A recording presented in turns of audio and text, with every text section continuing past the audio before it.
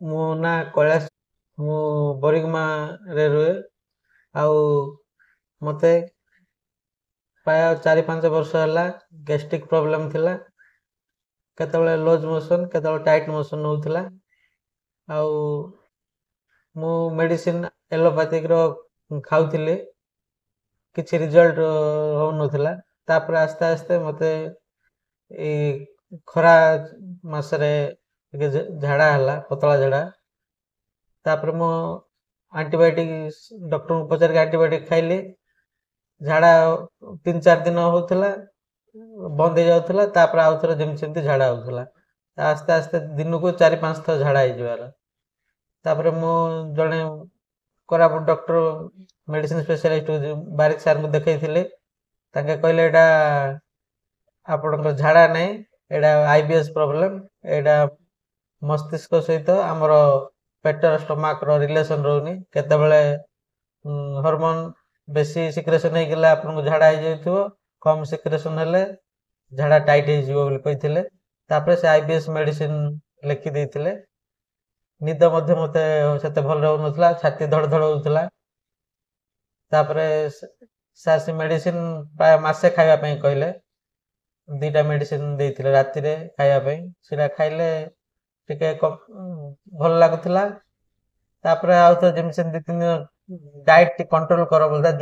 ଯୋଉ ଜିନିଷ ଖାଇଲେ ତମକୁ ଝାଡ଼ା ହଉଛି, ଖାଦ୍ୟ ହଜମ ହଉନି ବୋଲି କହୁଥିଲେ, ସେ ଜିନିଷକୁ ବନ୍ଦ କର ବୋଲି କହିଲେ। ତମେ ସେଟା ଚେଷ୍ଟା କର, କୋଉଗୁଡ଼ା ଦେଖ, ଦିନ ଟ୍ରାଏଲ କର ବୋଲି କହିଲେ। ତାପରେ ମୁଁ ଏମିତି ଦେଖଉଥିଲି, ତାପରେ ମେଡିସିନ କଣ୍ଟିନ୍ୟୁ କରୁଥିଲି।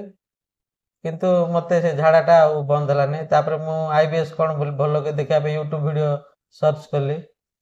ପ୍ରାୟ କେତେ ଗୁଡ଼ିଏ ଭିଡ଼ିଓ ଦେଖିଲି। ସେଠି ସବୁ ନ୍ୟୁରୋଥେରାପି ଆଉ ଯୋଗ ପ୍ରାଣାୟାମ ବିଷୟରେ ସବୁ କହୁଥିଲେ। ଆଉ ଆସିକିରି 45 ଦିନ, କିଏ 3 ମାସ, କିଏ 4 ମାସ ରହିବା ପାଇଁ କହୁଥିଲେ। ମୁଁ ଆଉ ଗୋଟେ ଭିଡ଼ିଓ ଦେଖିଲି ଭୋପାଳରେ। ସେଠି ତାଙ୍କେ ସେଠିର ସହିତ ନ୍ୟୁରୋଥେରାପି ସହିତ କଣ୍ଟାକ୍ଟ କଲି। ତାଙ୍କେ କହିଲେ 3 ମାସ ଆସିକିରି ରହିବାକୁ ପଡ଼ିବ, ତାପରେ ଏଠି ତମର ଇଲାଜ ଚାଲିବ ବୋଲି କହିଲେ। ଆଉ ଫିଜ୍ 800 କହିଥିଲେ ଡେଲି। ତାପରେ ମୁଁ ଆଉ ଥର ୟୁଟ୍ୟୁବ ସର୍ଚ୍ଚ କରୁ କରୁ ମୋର ପାଖ ତଳ କଣ ଅଛି ବୋଲି ଦେଖିଲା ବେଳକୁ ଜଗଦଲପୁର ଦେଖେଇଲା ସାର୍ଙ୍କର। ଆଉ ନିରାମୟ ନ୍ୟୁରୋଥେରାପି। ତାପରେ ମୁଁ ସାର୍ଙ୍କ ସହିତ ଫୋନ ନମ୍ବର କଣ୍ଟାକ୍ଟ କଲି ୟୁଟ୍ୟୁବ ଭିଡ଼ିଓ ଦେଖି। ସାର୍ କହିଲେ ଆସ ଦେଖିବା, ତମେ ଦେଖିଲା ପରେ କଣ କେତେ ଦିନରେ ଭଲ ହବ, କଣ ହବ, ଆସିଲା ପରେ ଦେଖିଲା ପରେ କହିହବ ବୋଲି କହିଲେ। ତାପରେ ମୁଁ ଆସିଲି ଏଠି 7 ଦିନ ତଳେ ଆସିଥିଲି।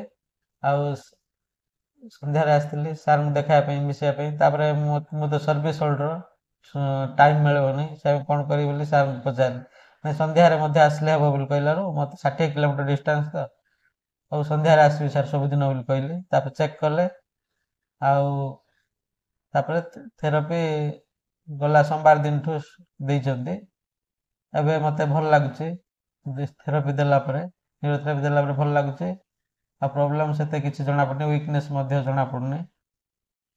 ସାର୍ କହିଲେ ଆଉ 3 ଦିନ ଖଣ୍ଡେ ନେଇଯାଅ, 10 ଦିନରେ ଭଲ ହେଇଯିବ। 15 ଦିନ କହିଥିଲେ, ମାତ୍ର ଆଉ 3-4 ଦିନ ନେଇଯାଅ, ତମେ ଠିକ୍ ହେଇଯିବ। ସେତେ ପ୍ରୋବ୍ଲେମ୍ ତମର ଜଣାପଡ଼ୁନି, ଠିକ୍ ହେଇଯିବ। ଆଉ ଖାଦ୍ୟ ଜିନିଷ ଡାଏଟଟା କଣ୍ଟ୍ରୋଲ କର, ଆଉ ଠିକ୍ ସମୟରେ ଖାଅ।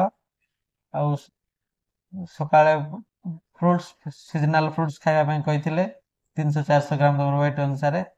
ଆଉ ଦିନ ବେଳେ ତମେ ଯାହା ଖାଉଛ ତାହିଁରେ ସାଲାଡ 200 ଗ୍ରାମ ଖାଇବା ପାଇଁ କହିଛନ୍ତି।